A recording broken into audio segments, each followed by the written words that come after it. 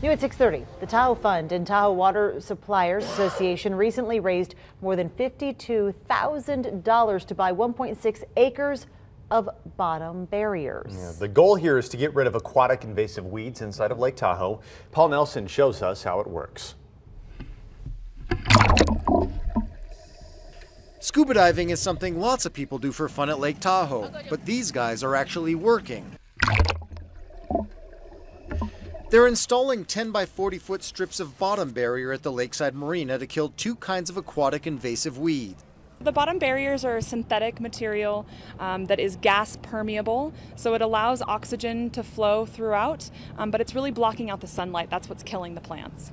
Eurasian water milfoil and curly leaf pondweed can take over areas near the shore, especially marinas. What they're doing is they're creating sort of a warm water ecosystem environment in these marinas.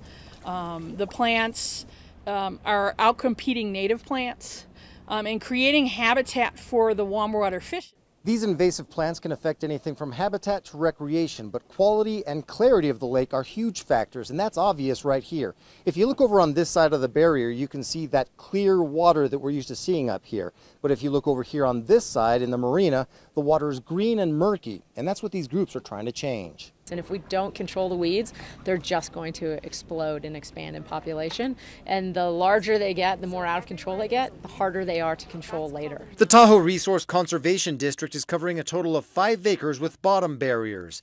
They'll remain in place for 8 to 12 weeks, then reused in another part of the lake. It's kind of clunky, it's a little slow and laborious, but it's a method that works, and it's not adding anything to the water. They've been doing this for about 10 years all over Tahoe, all for the health of the lake. If we can get to the weeds as soon as possible and really stay on top of this, we'll be able to continue to enjoy Tahoe as we have for years.